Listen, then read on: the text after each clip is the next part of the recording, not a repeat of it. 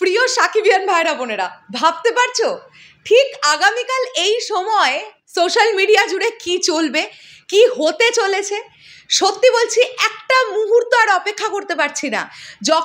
যবে থেকে জানতে পেরেছি 27শে ফেব্রুয়ারি সন্ধ্যে 6:30টার সময় বরবাদ টিম তাদের অফিসিয়াল টিজার ড্রপ করবে, তবে থেকে প্রহর গোনা শুরু করে দিয়েছে। আর আজকে জাস্ট এই 23-23.5 ঘন্টা আগে এসে মনে হচ্ছে কখন পার করব এই 23-23.5 ঘন্টাটা, কখন হবে আগামীকাল সন্ধ্যে 6:30 আর আমরা দেখতে চলবো বরবাদের অফিসিয়াল টিজার।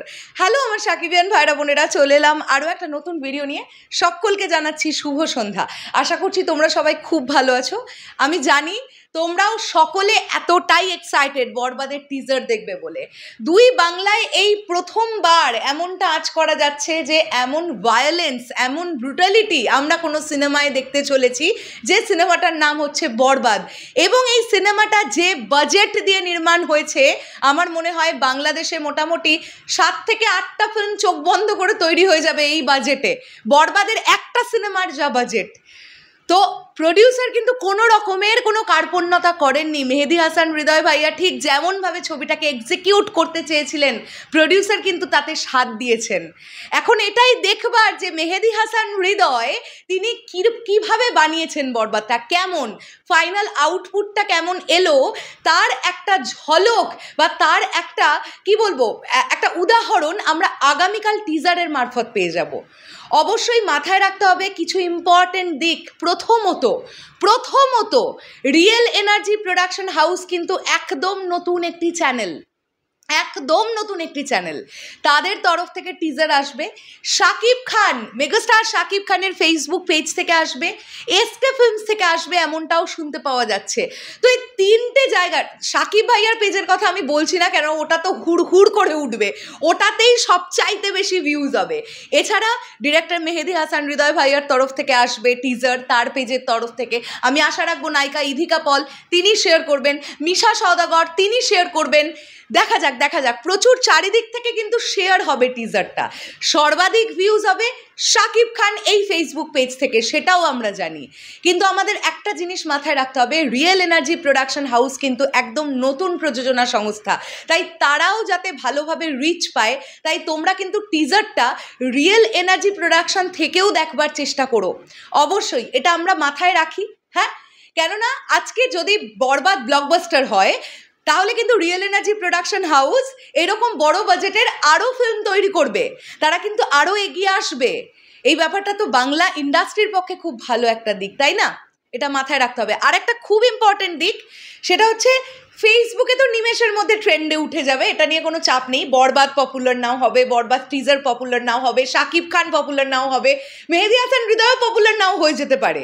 মানে কোনো না হওয়ার সম্ভাবনা নেই খুব একটা, দেখতে পাচ্ছি না। আগামীকাল সন্ধ্যে থেকে এই ইতিহাসগুলো ঘটবে। তো ফেসবুকে তো ট্রেন্ডিংয়ে চলেই যাবে বরবাদের টিজার। মাথায় রাখতে হবে ইউটিউবে যেন ঠিকঠাক করে ভিউজটা হয়। এক্স্যাক্টলি ইউটিউবে রিয়েল এনার্জির পার্টিকুলার কোন ইউটিউব চ্যানেলটা থেকে, তাদের একটা ইউটিউব চ্যানেল আছে কিন্তু, সেই ইউটিউব চ্যানেল থেকে যদি টিজার আসে সেখানেও ভালো রিচ দিতে হবে। অবশ্যই এসকে ফিল্মসের ইউটিউব চ্যানেল বা শাকিব খান বলে যে ইউটিউব চ্যানেলটি আছে সেখানেও হয়তো বা টিজার আসবে।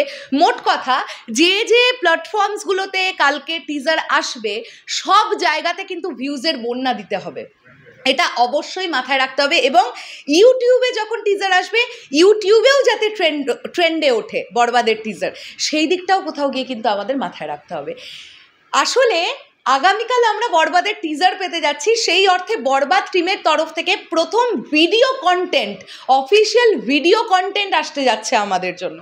একটা ফার্স্ট লুক মোশন পোস্টার দিয়ে লোকজন হাঁ হয়ে গিয়েছিল যে কোন মেগাস্টার শাকিব খান।